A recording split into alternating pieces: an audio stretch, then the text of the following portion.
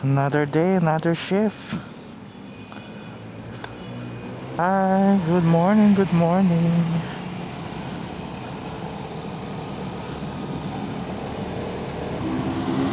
This is Casual Riding TV and we're back with another vlog.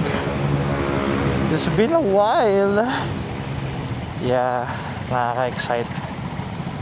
Ito maangas to eh. Wait, hindi ko pala mapapakita sa inyo. Hindi nga pala na kayo naka-helmet mount. Pero merong parang bar, I don't know, parang sports bar. BRMC yung pangalan, and then motorcycle team siya. So may mga motor sa loob na naka-display. Ayun, Vespa, kulay dilaw. Ang daming Vespa talaga rito sa Pampanga, nakakatuwa. So how are you guys? Short vlog lang tayo today. Soft launch. Soft launch ng pagbabalik. Just giving you guys an update. Dito pa tayo, buhay pa.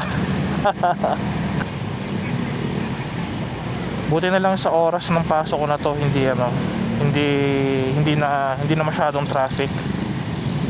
Kasi this area can be notoriously traffic during rush hours. Well, lahat naman ng lugar kapag rush hour traffic, no? Wala naman na yatang lugar na hindi traffic sa Pilipinas. But yeah, makukumpara mo sa traffic ng Manila, yung traffic dito sa area na to, sa Balibago. And yeah, hirap. Tapos lalo na ngayon ang mahal ng gasolina, di ba? Oh boy. May nakita nga akong post kanina sa Facebook. Ang luwag daw ng EDSA eh. Walang masyadong lumalabas. Yeah, maybe it's time to use an alternative transportation. No, medyo matagal-tagal na rin sinasabi or pinag-uusapan yan. Kaya lalo na pandemic, di ba? Yung pagbo-bike to work. Kaya gusto nilang maging maganda ang sistema ng bike lane sa EDSA particularly, kasi para magkaroon nga na alternative, which is yung pagbibisikleta na lang. Much healthier alternative, and not only for you but for Mother Earth, para iwas pollution, no? Kung dito yun, maganda mag bike to work dito sa Angeles eh. Kasi isa sa mga best thing about this place is napaka-organized ng kalsada nila, like for road users. Like kita nyo naman kanina, may mga ilaw yung kalsada, no? Maliwanag. And pagpasok nyo ng Clark, well, sa labas din naman makikita nyo may mga bike lane talaga doon designated. And yeah, hindi siya perfect na nafa-follow, pero hindi sobrang lala ng katulad nun sa Manila.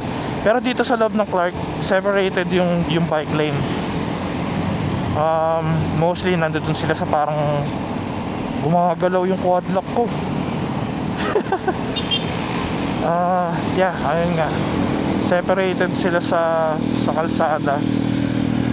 So that's pedestrian friendly and cyclist friendly.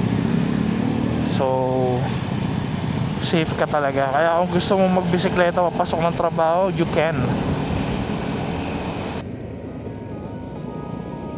Okay, another stoplight.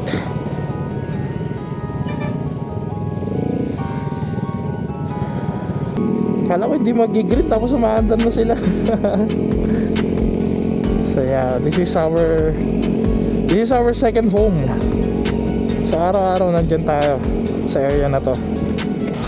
Next time magmamaxim na rin ako. Maghanap na tayo ng angkas sa atin para sumabay, para para libre na yung gasolina natin. Oh man, ang mahal ng gasolina. Hindi pa ako nakapagpagas ulit, but last time na nagpagas ako nasa 66 pesos. And yeah, kasama sa budget to, itong pagpapark natin dito sa area na to. May parking sa labas, but parang park at your own risk eh. Kasi of course hindi organized ang parking doon, kanya-kanya. eh 30 pesos lang naman dito, so why not, di ba? Tapos nakaano ka pa,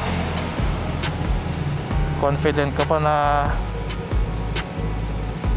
hindi mo pa pagtripan yung motor mo. Although common talaga yung ano, yung minsan mahaharangan yung motor mo dahil may may naubusan ng parking, kaya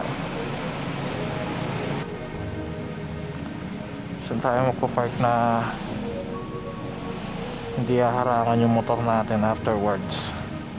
Parang safe yata dun eh.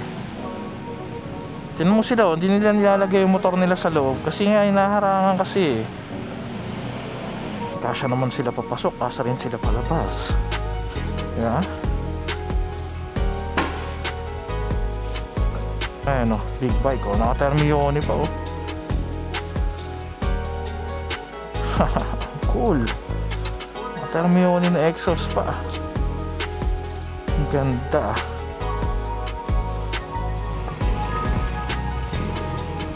C400 and Giorno.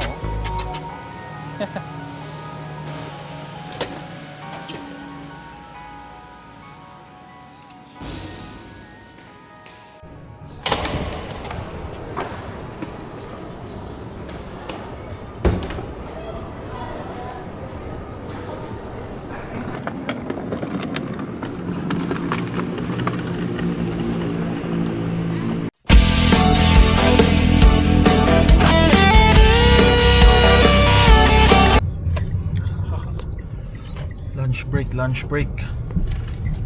Wala na. Count na. Wow. Magte.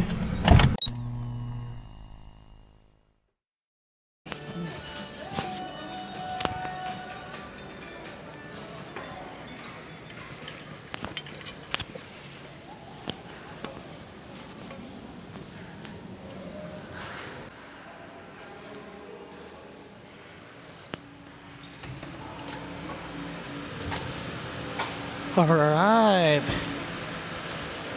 End of shift. Good morning.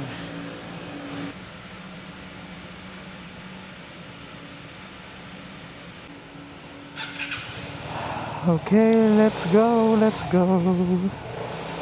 Ang dulas?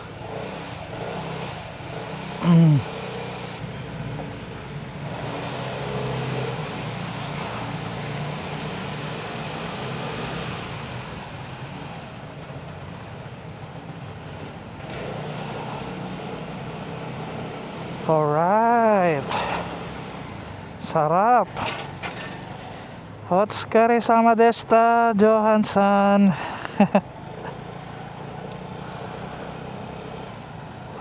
Gusto kong maarawan dahil since baliktad nga yung time natin, hindi tayo na tulog tayo sa umaga, so hindi na ako masyado naaarawan, no? Kaya kapag umuuwi, nagtatanggal ako ng jacket ko para mabilad ako sa araw. Kasi yung gantong oras ng uwi ko, healthy tong ano na to eh, healthy pa tong sikat ng araw na to. Naabutan tayo ng stoplight.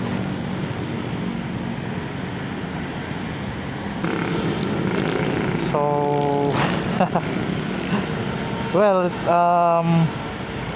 not 100% nice kasi sa mga nakakaalam sa industry, not everything, or yung ano ba, paano ba explain, yung pressure, it's always there, you know. There are people shouting, there are people calling out names.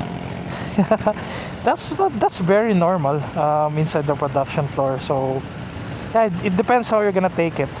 So right now, I'd say, or you know, sa mga magpapasok sa industry, I just one advice that that can really be helpful is to not take things personally, and yeah, don't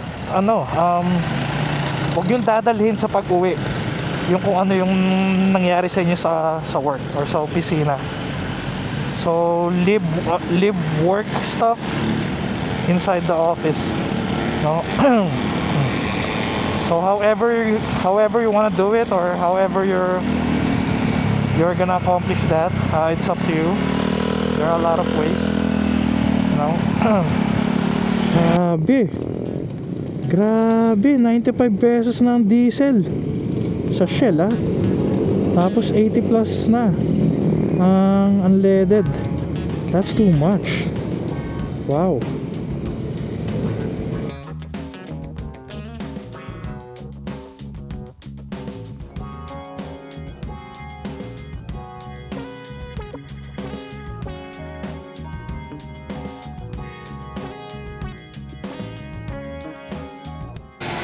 Alright, so we're home. I just want to share another update.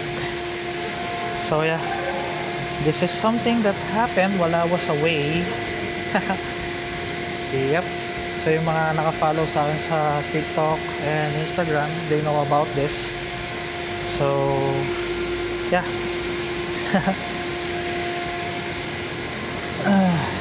Yeah, tinatawan-tawanan lang natin siya now, but nakaka-stress yan, guys.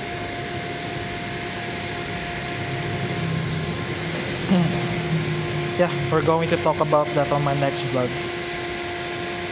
Bye!